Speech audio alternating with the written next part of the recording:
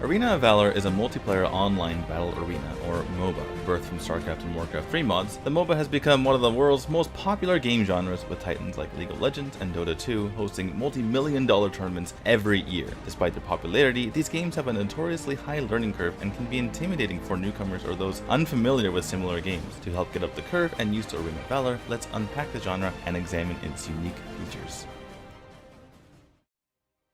Players look down at the battlefield from a third-person perspective. Rather than the hundreds of units that players learn to control in the real-time strategy games that MOBAs are birthed from, players directly control a single powerful unit. Arena of Valor labels these units as heroes, other games referring to them as champions or characters. In Arena of Valor, these heroes each have a normal attack, 2 standard abilities, a passive ability, and an ultimate ability. Normal attacks are the simplest way that heroes fight. This can be anything: a swing of a sword, a shot from a gun, or a blast of necrotic energy. Unless modified by an item or ability, normal attacks don't do anything aside from chip away at the target's health. Each hero in Arena of Valor has one passive ability, a unique effect that is always available to them. This can trigger in specific situations or simply be a constant boost to a character's ability set or kit. Players don't have to do anything to activate these abilities, though understanding them will give better insight into how to best use certain heroes. Standard abilities are the flashy spells and techniques that each hero knows. These are the main ways that heroes get their flavor and what separate each from one another. Abilities can damage enemies, assist allies, or control the flow of the battlefield. Controlling effects are often referred to as crowd control or CC abilities. Unlike normal attacks, these cost resources like energy or mana and require a cooling down period before they can be used again. Mastery of a hero's abilities is the key to dominating fights and winning matches. Finally, ultimate abilities are powerful moves that can completely change the course of battle when used properly. Unlike basic abilities, these remain locked until the hero reaches level 4. Players who master the use of their ultimate can be a terrifying force on the battlefield. Heroes are separated into 6 categories or classes, each providing a different role during the course of a game. There are also hybrid heroes that occupy 2 classes, helping out their team in multiple ways. Tanks. The front lines, the first defense, and the wall between the enemy team and your fragile, squishy allies. Tanks are sturdy powerhouses, soaking damage and initiating teamfights. They are the angry Scotsmen shouting for freedom as their bloodthirsty clansmen charge behind them. To assist them both in initiating and staying relevant on the battlefield afterward, tanks generally have an arsenal of control abilities at their disposal to hinder their enemy's movement and escape. Warriors. These are your typical melee heroes, generally able to take a bit of damage as they rush into the fray. Most warriors strive to find a happy ground somewhere between damage and survivability. As a result, warriors can generally be built in ways that let them fill many different roles on the team when required. Assassins. Masters of the hit and run, assassins excel at jumping enemies, bursting away their health, and then running away before the enemy can properly react. Many assassins are well suited to the jungle because they are adept at ambushing or ganking enemy lanes. This damage comes at a price, however, because assassins are usually very weak when it comes to defenses. Mages.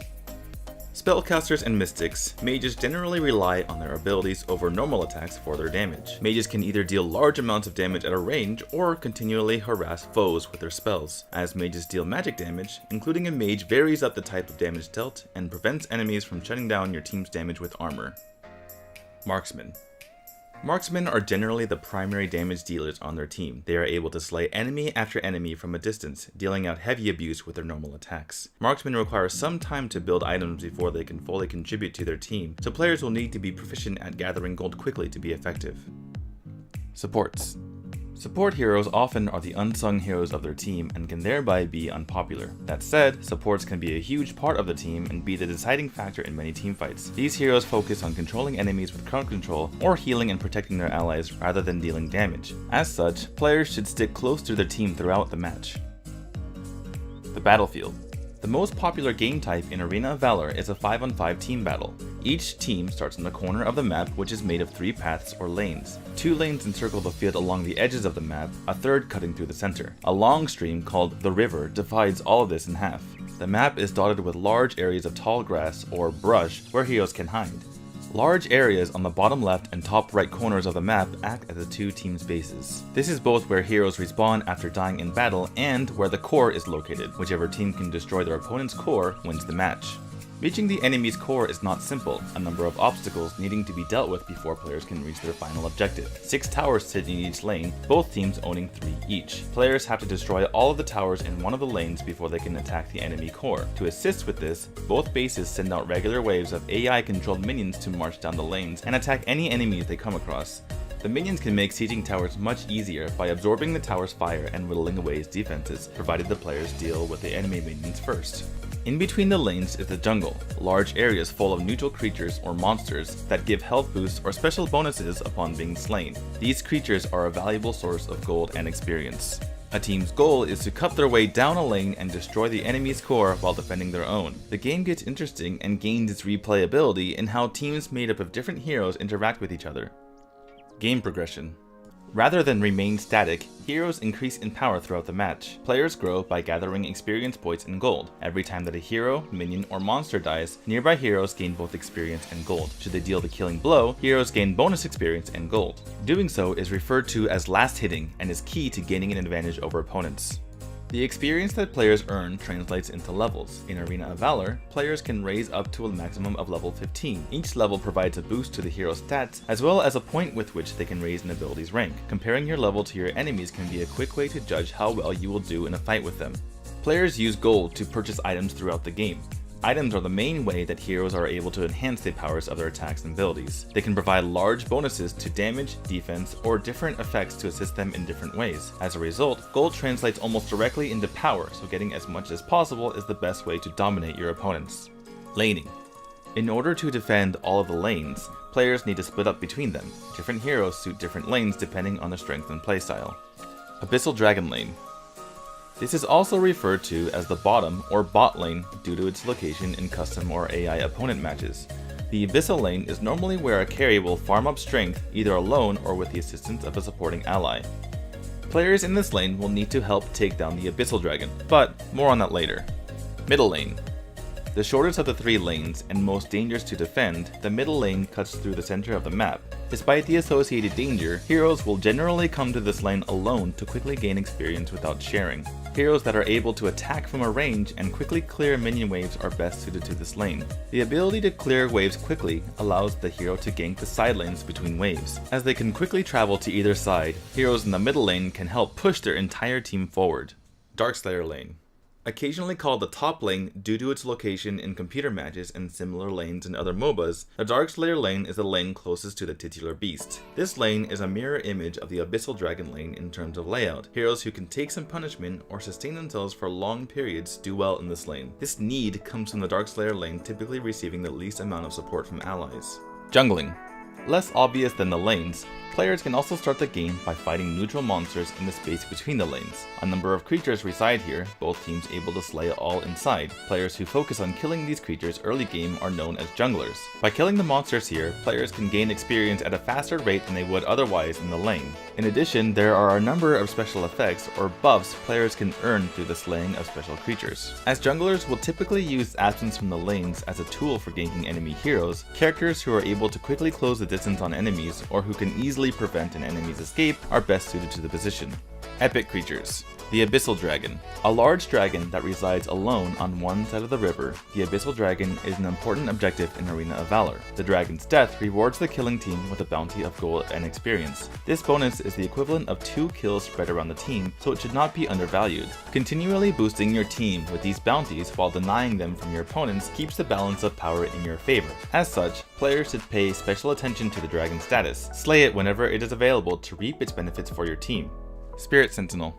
The Spirit Sentinel is a bat that sits opposite the Dark Slayer. Slaying this bat provides a buff that heals and speeds up the Slayer as well as a small bounty of gold to their team. The Dark Slayer. The strongest of the neutral creatures, the Dark Slayer is a giant gorilla that dwells across from the Spirit Sentinel. Several heroes need to work together to take this creature down, as it is extremely strong both offensively and defensively. Defeating this creature provides the team with the healing and damage buff, making heroes much stronger in teamfights. Phases. Arena of Valor games consist of phases, similar in ways to the periods or quarters of more traditional sports. Unlike those sports, however, these phases are loose in when they begin and are more dependent on what has happened so far in the match than on how much time has passed. Early game. As the name implies, this is the beginning of the match. At this time, players will be establishing their heroes and getting a feel for their enemies in the lanes. This period is also referred to as the laning phase, as many players will focus a majority of their time on their respective lanes. Staying near minions as they fight one another will provide the hero a steady income of gold and experience. Last hitting will give a nice bonus to the gold and experience but can put the hero at risk. This brings us to the golden rule of MOBAs. Don't die. MOBA games like Arena of Valor heavily punish dying. First of all, your enemy receives a heavy bounty of gold and experience for killing you, catapulting forward in strength. In addition, the slain player spends time dead, removed from the battle. While dead, they will be unable to gain the precious resources they need to keep pace with enemies. Again, gold translates very directly into power in Arena of Valor, so allowing your opponents any sort of lead is the beginning of the end of any match. Play safely, avoid risky dives into enemy territory, and heal up when necessary. Do whatever you have to do to just stay alive. Mid-game. The mid-game starts after the first towers start to fall. Heroes will move away from their lane to assist others, meaning team fights will start to happen more regularly. Teams will need to start sticking together more often, as players out wandering alone are easy prey for coordinated groups of enemy players. Well-coordinated or skilled teams have the ability to end things right here, avoiding the next phase of play altogether. Late game. The late game begins when players start completing their item builds. At this point, the game will consist almost entirely of team fights and preparation periods. As such, players should stick together as much as possible. By this time, heroes' respawn times will have grown rather long. As a result, a single ace can mean the end of the match. As heroes complete their item builds, their power levels plateau. The difference in power between teams will start to even out as all the heroes max out. Teams that have been holding out despite trailing behind their enemies have a shot at victory should they last this long. Thank you for watching. This is the first of many guide videos we plan on making, so please subscribe if you wish to see more.